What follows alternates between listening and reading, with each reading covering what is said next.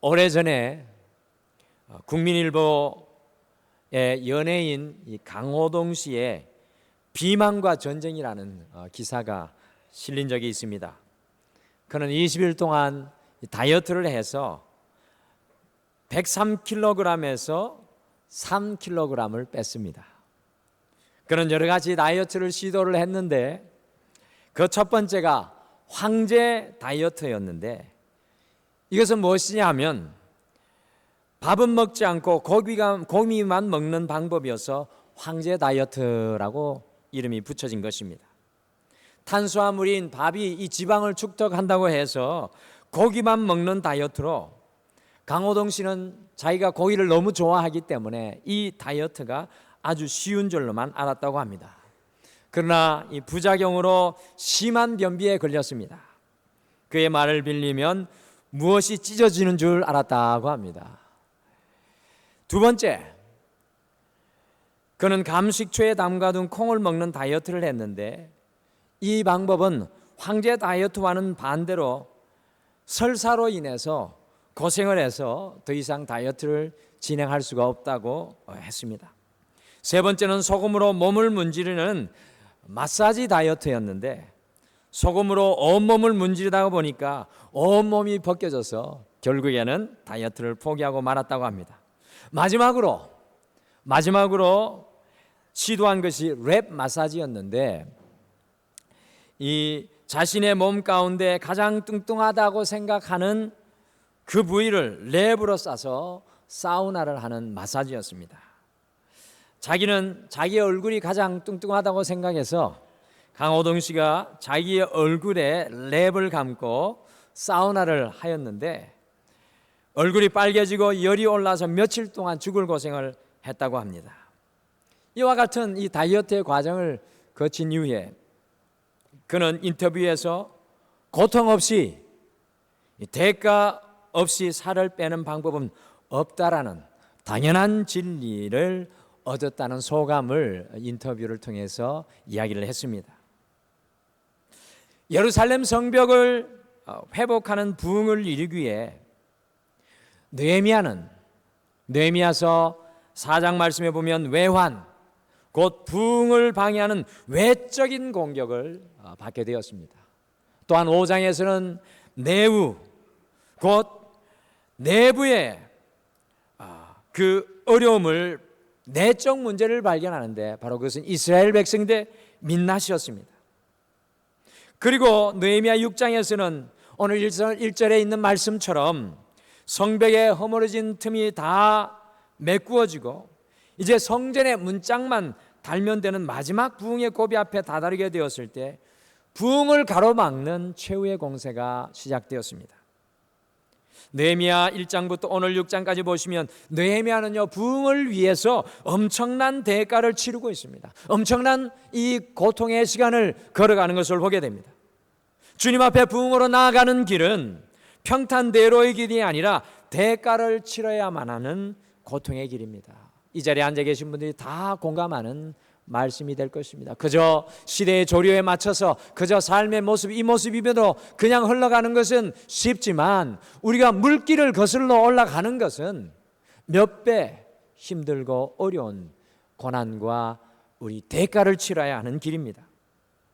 부흥의 마지막 고비 앞에서 가장 큰 공격이 가해지는데요, 그것은 부흥의 주역인 바로 느헤미야를 넘어뜨리려 하는 공격이었습니다. 하나님께서 주시는 부흥을 방해하는 최후 공격은 누구에게 올까요? 하나님께서 주시는 부흥을 누리기 위해서, 그 부흥을 얻기 위해서 그 최후의 공격은 과연 누구에게 오겠습니까? 바로 우리 자신에게 임합니다. 오늘 예배를 드리는 여러분과 저 자신에게 부흥의 최대의 공격이 우리에게 주어질 것입니다. 남편도 아내도 자녀도 부모님도 아닌 바로 우리 자신을 넘어뜨리려고 하는 것이 바로 부흥을 방해하는 최후의 공격입니다. 여러분들, 오늘 이 느헤미야 6장에서 느헤미야가 넘어지면 모든 성벽의 부흥이 중단되는 것과 같이 우리가 무너지면 우리의 삶과 가정과 교회의 모든 부흥의 역사가 중단되게 되어 있습니다. 여러분들 그것을 발견하지 않습니까? 우리의 가정 속에 우리가 무너지면, 믿음의 어머니, 믿음의 아버지, 믿음의 자녀가 무너지면 그 가정은 더 이상 부흥을 이룰 수가 없습니다. 새벽이 가까울수록 어둠이 짙은 것처럼 우리에게 더 큰 공격이 임하면 임할수록 부흥이 가깝다는 것을 알아야 합니다. 그래서 오늘 우리가 이 예배를 드리면서 앞뒤 좌우분들에게 좀 중요한 영적인 사실을 알려주면서 같이 인사하면 좋겠습니다. 이렇게 축복하며 활짝 웃으면서 용기를 주면서 격려하면서 당신이 부흥의 주인공입니다 라고 인사해 주시죠. 당신이 부흥의 주인공입니다. 아멘. 당신이, 여러분들 그렇게 해서는 안 되죠.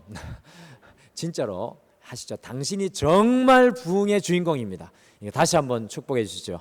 당신이 정말 부흥의 주인공입니다. 아멘. 여러분들 다른 어느 누구가 아니라 우리 자신이 바로 우리 가정과 교회와 삶의 부흥의 주인공이라는 겁니다. 할렐루야.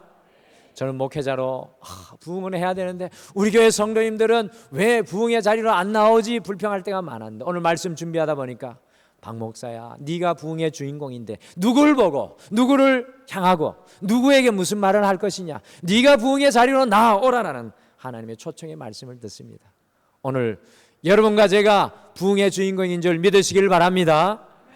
여러분들, 다이아몬드는 여성들이 가장 갖고 싶어하는 보석 중에 보석입니다. 저도 결혼할 때 다이아몬드를 사줬어야 하는 건데 큐빅을 사줬다가 지금까지 욕을 먹고 영원히 주님 앞에 설 때까지 다이아몬드의 아픔이 저에게 있을 것 같습니다. 그런데 재밌는 사실은 다이아몬드와 숯은 똑같은 탄소 결정체라는 겁니다. 제가 그래서 이 다이아몬드 못 사줘서 탄소 때문에 이렇게 내가 욕을 먹는구나 라는 생각을 했는데, 다이아몬드하고 숯은 똑같이 원료가 탄소 결정체입니다. 그런데 어째서 숯의 가치와 다이아몬드의 가치가 그렇게 다른 것입니까? 숯을 반지로 목걸이로 하고 다니는 사람은 없지 않습니까? 그거 하고 다니면 정신 나간 분들이죠. 다음 주에 혹시 모르겠습니다. 누가 숯을 달고 올지도. 여러분들, 어떻게 다이아몬드와 숯의 가치가 그렇게 다를 수 있는 것입니까? 그것은 똑같은 구성 성분이지만 어떤 과정을 거치느냐에 따라서 그 가치가 달라지는 것입니다. 숯이 빛나는 다이아몬드가 되기 위해서는요, 수천 년의 세월 동안 땅이 내리는 지압과 뜨거운 열기를 견디어내었기 때문입니다.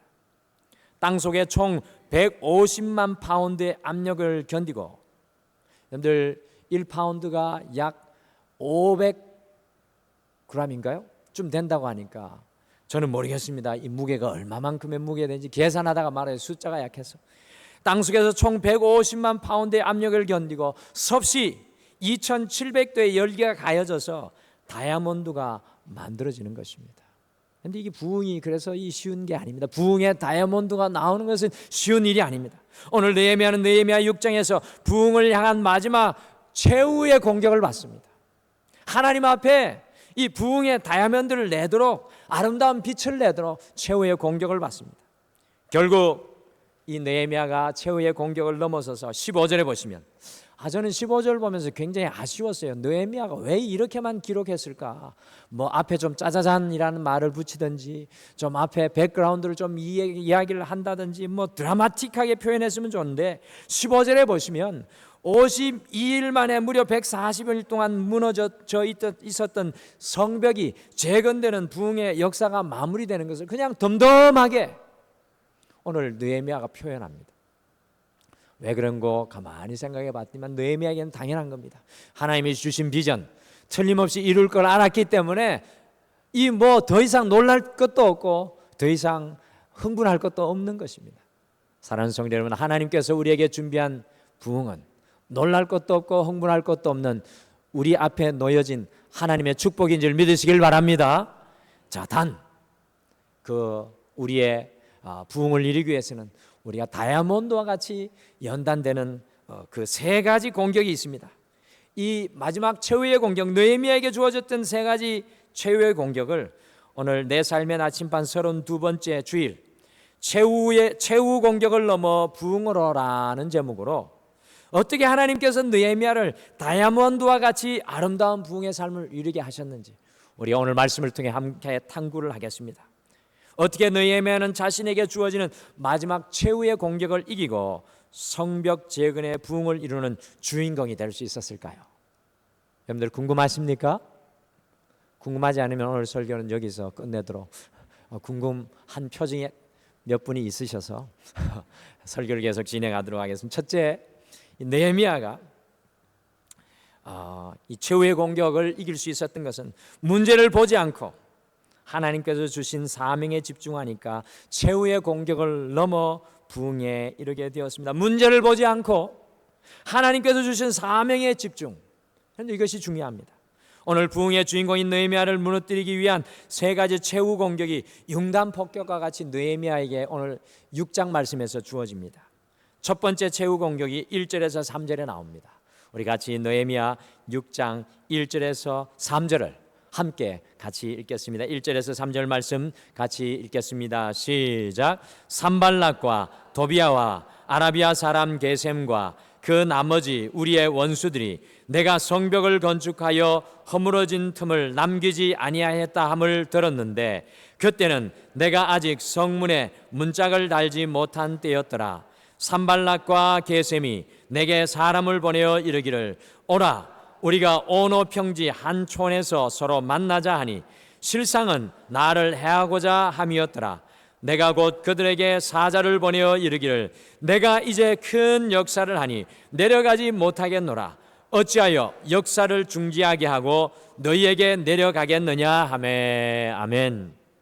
첫 번째 느헤미야에게 주어지는 최후 공격은 이 느헤미야의 동서남북의 대적자들인 이 산발랏과 도비아와 아라비아 사람과 그 나머지 원수들, 곧 끈질기고 이 집요하게 방해하였던 세력들이요 성벽의 모든 틈들이 중건되고 10개의 성전 문만 남았다는 소식을 듣고 느헤미야, 예루살렘에 있는 느헤미야에게 이 사마리아의 중간 지점인 오노의 이 노노 평지에서 만나자라는 이 갈등을 끝내자라는 타협안을 제시하는 이야기를 오늘 하고 있습니다.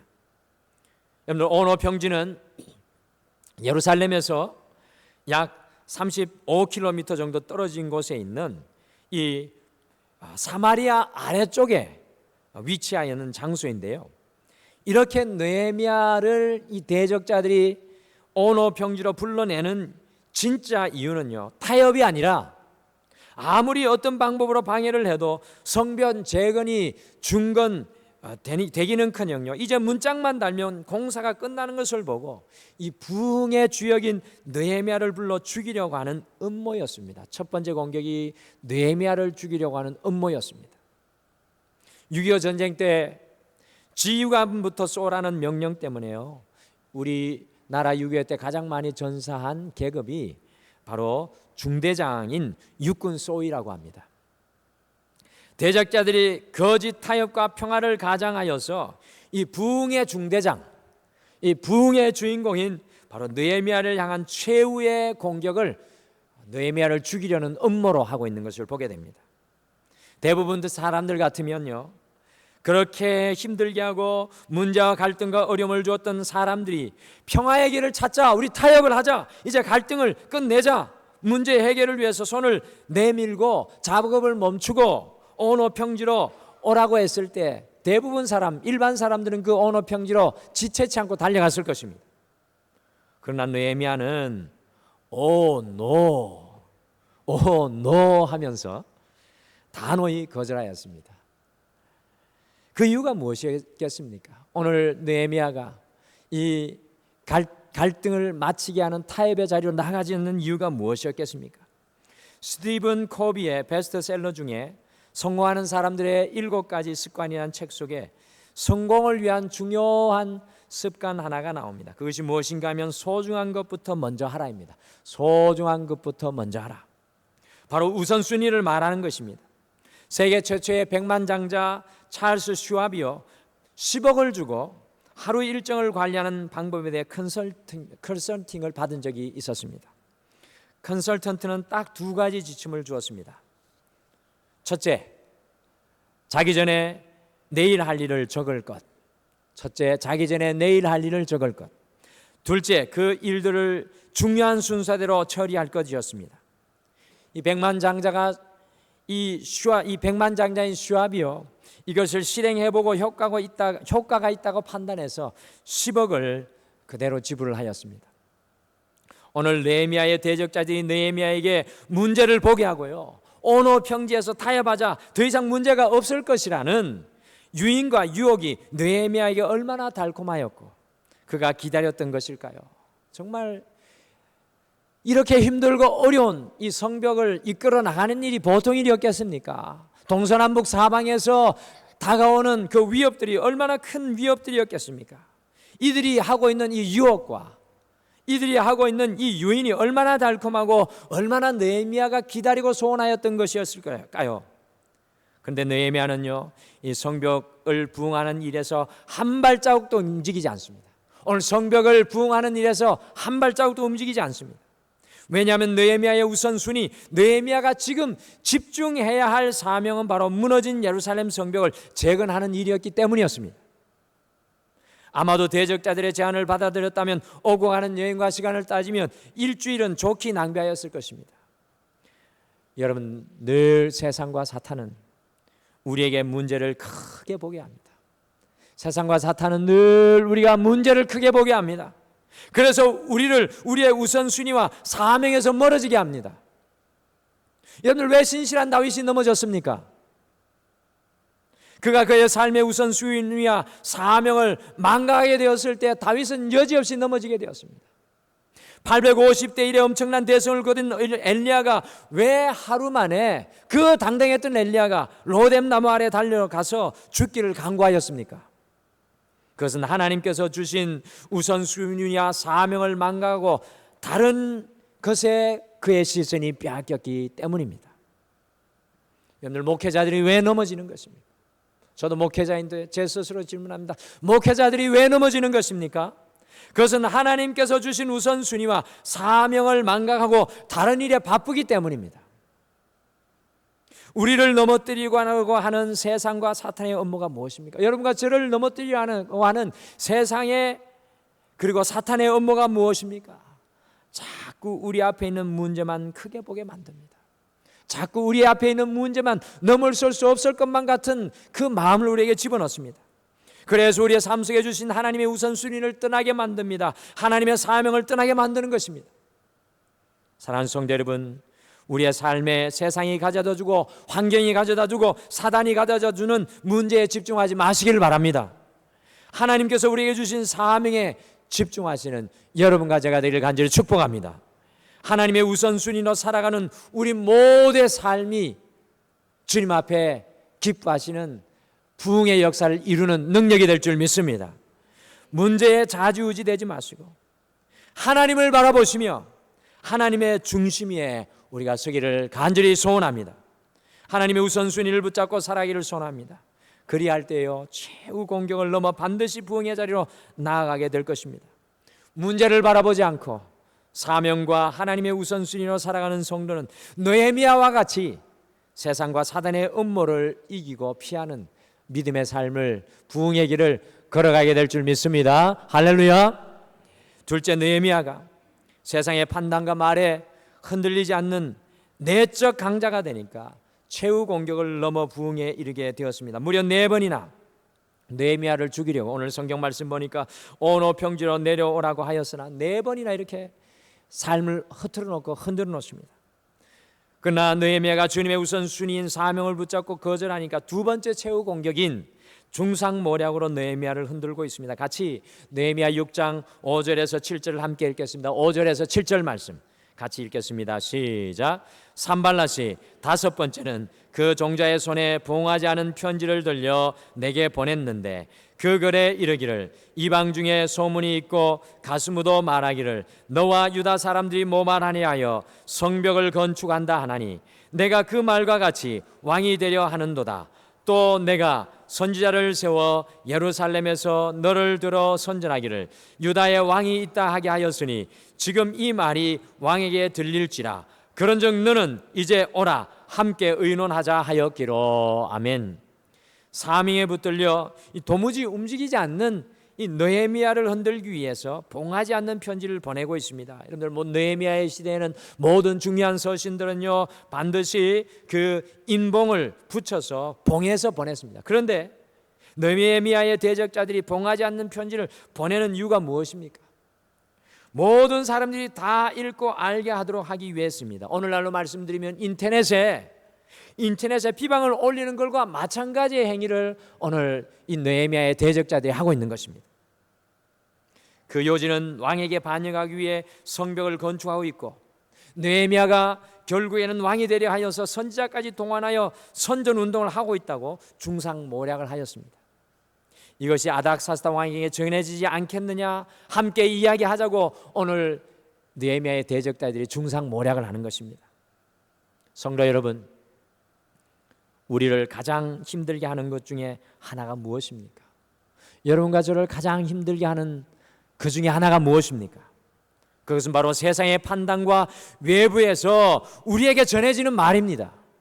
우리가 부흥을 이루려고 하면 반드시 세상의 판단과 외부의 말이 우리를 흔들어 놓습니다.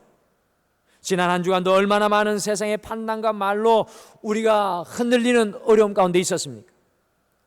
모건 블레이크라는 기자가 애틀란타 저널이라는 잡지에 다음과 같은 글을 썼습니다. 나는 누구에게도 치명적인 타격을 가할 수 있는 힘과 기술을 갖고 있다. 나는 상대방을 죽이지 않고도 눌러 이길 수 있다. 나는 가정과 교회와 국가를 파괴한다. 나는 어떤 건장한 사람의 건강도 파괴할 수 있다. 나는 어떤 담대한 사람의 인생도 파괴할 수 있다. 나는 날개를 타고 바다를 여행한다. 순결한 사람도 내게는 무력하며 정의로운 사람도 내게는 무력하다. 나는 진리와 정의와 사랑을 경멸한다. 나는 나의 희생자를 전 역사에, 전 나라에, 전 세계에 갖고 있다. 나는 바닷가의 모래알보다 더 많은 노예를 거느리고 있다. 나는 결코 망각하지 않는다. 나는 결코 용서하지도 않는다. 내 이름은 중상모략이다. 얼마나 많은 사람들이 세상의 판단과 말에 넘어지고 실패하고 쓰러졌습니까? 사실은 칼 때문에 죽은 사람보다 말 때문에 죽은 사람들이 더 많습니다. 그러나 오늘 느헤미야는 중상모략 곧 세상의 판단과 말에 흔들리지 않는 진정한 내적 강자였습니다. 그런데 이것이 중요합니다. 오늘 우리가 만나는 이 느헤미야는 세상의 판단과 말에 흔들리지 않는 진정한 내적 강자였습니다. 그리스도인들은 내적 강자인 줄 믿으시길 바랍니다. 여러분과 저는 내적 강자로 거듭나야 될 줄 믿습니다. 겉은 주님으로 인하여 겸손하고 유하고 사랑이 충만한 사람이지만 그 내면은, 우리의 내면은 주님으로 인해 어떠한 세상의 판단과 말에도 흔들리지 않는 사람들이, 그리스도인들이 되어야 합니다. 그러나 반대인 성도님들이 너무나도 많습니다. 방어적으로 외면이 강해 어떠한 사람도 용납하지 못하고 이해하지 못하고 사랑하지 못하고 부딪힙니다. 기억하시길 바랍니다. 그리스도인의 성숙은 외적인 강자가 아니라 우리가 이뤄내야 될 성숙, 우리가 이뤄내야 할 영적인 부흥의 하나는 우리가 외적인 강자가 되는 것이 아니라 내적인 강자가 되는 것인 줄 믿으시길 바랍니다. 우리 옆에 분에게 축복해 주시죠. 성도님, 우리 내적인 강자가 됩시다. 옆에 분에게 축복해 주시죠. 성도님, 우리 내적인 강자가 됩시다. 자꾸 외적인 성벽을 쌓지 말고 우리 등마루는 우리의 심령에 성벽이 쌓아지는 여러분과 제가 되기를 간절히 축복합니다. 오늘 느헤미야가 어떻게 내적인 강자로 서게 되었습니까? 그것의 비결은 기도였습니다. 기도. 이 내적인 강자로 나아갈 수 있는 비결은 기도입니다. 9절 말씀 함께 읽겠습니다. 9절 말씀 같이 함께 읽으시죠. 9절 말씀 읽겠습니다. 시작. 이는 그들이 다 우리를 두렵게 하고자 하여 말하기를 그들의 손이 피곤하여 역사를 중지하고 이루지 못하리라 함이라. 이제 내 손을 힘있게 하옵소서 하였노라. 아멘. 여러분들, 느헤미야는 말로 자신을 흔들어 놓아 자신을 두렵게 하고자 하는 대적들의 마음을 훤히 꿰뚫고 있었습니다. 기도하니까 그 사람들의 세 가지의 숨겨진 공격들을 보게 되었습니다. 느헤미야는 자신이 세상의 판단과 말에 넘어가지 않도록 순간순간 주님 앞에 기도합니다. 어려운 순간에 만날 때마다, 아픔의 순간에 만날 때마다, 결정의 순간을 만날 때마다 기도합니다. 이제 내 손을 힘있게 하옵소서. 주님, 이제 내 손을 힘있게 하옵소서. 내면을 강하게 하는 느헤미야의 기도입니다. 삶의 부흥을 누가 이루는 것입니까? 성도 여러분, 삶의 부흥을 누가 이루는 것입니까? 우리의 가정에 무너진 삶의 부흥을 누가 이루는 것입니까? 우리의 자녀들의 무너진 성벽을 누가 이루는 것입니까? 이 교회의 무너진 성벽을 누가 이루는 것입니까? 바로 주님으로 인하여서 기도원과 같이 하나님의 용사가 되는 내적 강자들을 통하여 하나님의 부흥의 역사가 일어나는 줄 믿습니다. 지금 이 땅에 많은 성도들이 무너진 마음의 성벽으로 살아가고 있습니다. 여러분과 저는 어떻습니까? 과연 우리의 마음의 성벽은 주님으로 인하여서 든든하게 세워져 있고 그것이 하나님의 성벽으로 부흥되어져 있습니까? 바로 부흥은 내적 강자, 주님을 만난 내적 강자, 주님을 그 마음속에 품은 내적 강자, 기도를 통하여 나의 힘을 강하게 하여 주시옵소서라는 내적 강자를 통해 이루어질 것입니다. 저는 이것이 우리 등마루의 모든 성도님들의 기도 제목이 되기를 소원합니다. 어떠한 세상의 판단과 말 속에도 내적인 강자가 되게 하여 주시옵소서. 어떠한 세상의 판단과 말 속에도 내적인 강자가 되게 하여 주시옵소서. 할렐루야. 여러분들, 이것이 우리의 기도와 이것이 우리의 싸움과 전투가 되기를 소원합니다. 마지막으로 느헤미야가 세상의 원리가 아니라 하나님의 원리를 쫓으니 최후 공격을 넘어 부흥에 이르게 되었습니다. 느헤미야에게 주어졌던 마지막 최후 공격은요, 선지자이며 제사장이었던 스마야의 예언이었습니다. 느헤미야와 정말 가까웠던 스마야 선지자가 느헤미야에게 10절을 예언하였습니다. 어떤 것을 예언하였을까요? 10절을 같이 읽어보실까요? 10절 말씀 같이 읽겠습니다. 시작. 이후에 무에다벨의 손자 들라야의 아들 스마야가 두문불출하기로 내가 그 집에 가니 그가 이르기를 그들이 너를 죽이러 올 터이니 우리가 하나님의 전으로 가서 외소 안에 머물고 그 문을 닫자. 저들이 반드시 밤에 와서 너를 죽이리라 하기로. 아멘. 여러분들, 선지자와 제사장이었던 스마야의 예언이 얼마나 무게 있는 말입니까? 대적자들이 죽이러 올 것이니 성전 가장 깊은 곳에 들어가서 나와 함께 숨자, 문을 닫자. 이 스마야가 예언을 하였습니다. 그런데 느헤미야가 가만히 생각해 보니까 이것은 지극히 세상적인 원리이지 말씀의 원리는 아니었습니다. 우시야 왕이 하나님의 말씀의 원리를 거역하고 성전에 들어갔다가 문둥병자가 되었습니다. 말씀은 제사장들만이 성소에 들어가는 원리를 가르치고 있습니다. 결국 스마야는요, 대적자들에게 뇌물을 받은 첩자였습니다. 오늘 말씀이 이야기합니다. 느헤미야에게 두려움을 주어 하나님의 말씀의 원리를 어겨서 모든 이스라엘 백성들에게 신뢰를 잃게 하려고 하는 스마야의 아주 고도의 종교적인, 어떻게 보면 신앙적인 모습으로까지 보여지는 피해내기 어려운 공격이었습니다. 세상의 문제와 사안들이 우리들이 쉽게 하나님의 원리를 회피하고 떠나게 만들 때가 많습니다. 여러분의 삶을 한번 펼쳐놓고 보십시오. 하나님의 원리와 하나님의 길이 우리 앞에 놓여 있는데 세상의 사안과 세상의 문제가 그 원리를 떠나고 그 원리를 피하게 할 때가 많습니다. 심지어 교회 사역을 감당하면서도 하나님의 원리가 아닌 세상의 원리를 추구할 때가 있습니다. 우리의 신앙의 핵심은요, 끊임없이 우리의 삶 속에 주님의 원리를 찾고 그것을 적용하는 것입니다. 오늘 우리 이 예배의 핵심은 주님께서 내게 주시는 삶의 길, 주님께서 내게 주시는 삶의 원리가 우리의 가슴 속으로 들어오는 시간입니다. 내 자신의 원리와 방법이 깨어지고 부서져서 하나님의 원리와 방법이 최고가 되는 날, 우리의 삶이 가장 향기로운 삶이 될 것입니다. 우리 동마루가 부흥 수련을 통해서요, 5가지 비전을 함께 세웠습니다. 3일 동안 무너진 성벽을 바라보고 또한 그것을 통해서 어떻게 그 무너진 성벽을 세울지 비전을 함께 품고 마지막에는 그 비전을 선포하는데 5가지 비전을 세웠는데 그 중에 하나가 사랑이 충만한 교회입니다. 사랑이 충만한 교회. 간단하고 다 아는 신앙 원리 같지만요, 가장 실천하기 어려운 원리 중에 하나입니다. 때로는 내가 피하고 싶은 원리 중에 하나입니다. 내가 이것을 지켜내지 못하기 때문에 그것을 우리가 옆으로 이렇게 제쳐 넣을 수 있는 원리 중에 하나라는 것입니다.